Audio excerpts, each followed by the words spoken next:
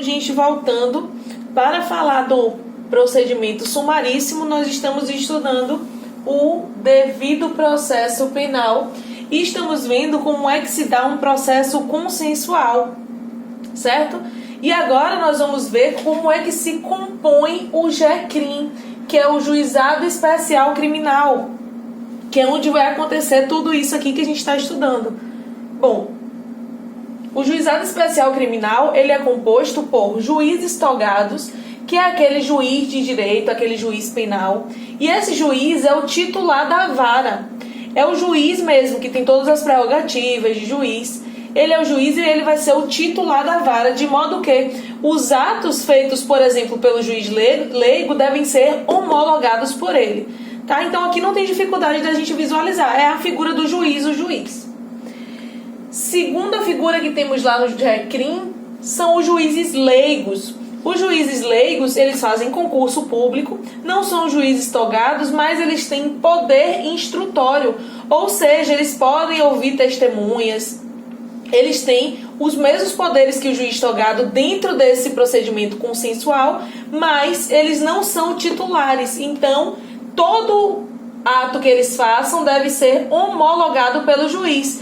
Então, por exemplo, se eu tenho lá uma audiência conciliatória de composição de danos, o ato feito pelo juiz leigo deve ser homologado pelo juiz. Então, tudo que a gente falar aqui deve ser homologado por esse juiz titular da vara, mas os juízes leigos também têm poderes instrutórios. Ok.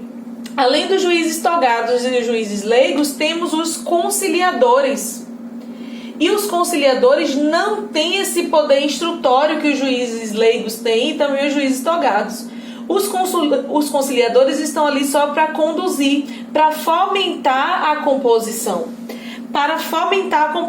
Então, os conciliadores não têm poderes instrutórios, certo? Ainda temos a secretaria, e a secretaria está lá para quê? O cumprimento das ordens judiciais. Então, questões referentes a documentos, expedição de mandado, é para isso. Essa é a função da secretaria. Beleza.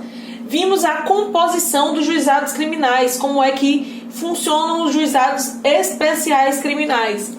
Agora vamos analisar as fases do processo consensual, que é esse que nós estamos estudando, e vamos chegar lá no nosso procedimento sumaríssimo. Beleza. O processo consensual se divide em fases. A primeira fase é a fase preliminar. É a fase chamada preliminar que nós vamos começar a estudar agora. E dentro da fase preliminar nós temos uma audiência conciliatória. Na aula passada nós falamos que a audiência conciliatória existe antes do oferecimento da denúncia, né? E nós dissemos o quê? Que se houver conciliação, a denúncia sequer será oferecida. Certo, Catarina? Isso eu entendi. Mas o que vai acontecer então dentro dessa audiência? Dentro dessa audiência conciliatória? Bom, a primeira coisa que vai acontecer é a composição de danos, a tentativa de composição de danos.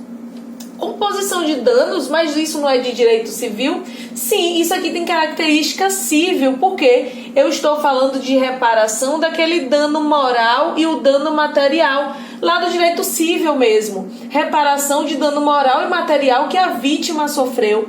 Certo, Catarina? Então, quem vai fazer essa proposta? Porque aqui, dentro da audiência de conciliação, vai ter uma proposta. Então, vocês podem estar se perguntando, quem vai fazer essa proposta é a vítima? Não. Quem vai fazer essa proposta de indenização é o Ministério Público. O Ministério Público vai fazer uma proposta de indenização, então. E aí, se a parte aceitar essa proposta, o juiz vai homologar a decisão, ok? Então, aqui é a reparação desses danos. Certo? E aí, havendo essa composição de danos, a parte aceitando essa proposta, trata-se de uma sentença irrecorrível. Não há que se falar depois de arrependimento ou de recurso, não. É uma sentença irrecorrível. A sentença é homologatória, tá? Lembra que a gente falou aqui que esse juiz titular da vara, ele vai homologar? Então, aqui eu vou ter uma sentença homologatória. Beleza. E aí, se eu estou dizendo que é irrecorrível, vai gerar ali um título executivo judicial. De modo que, vamos dizer que a parte não pague. Esse réu, né? Esse suposto réu, esse suposto autor do fato, aqui aceitou a proposta e não pagou. O que a vítima pode fazer? Entrar com a execução, porque ela já tem um título executivo. Ela não vai precisar passar por todo o processo de conhecimento, ela já tem um título executivo.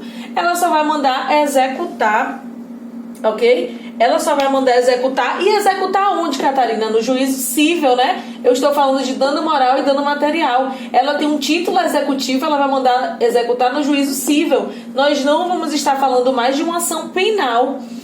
Com a sentença homologatória, a gente finalizou essa ação penal, certo?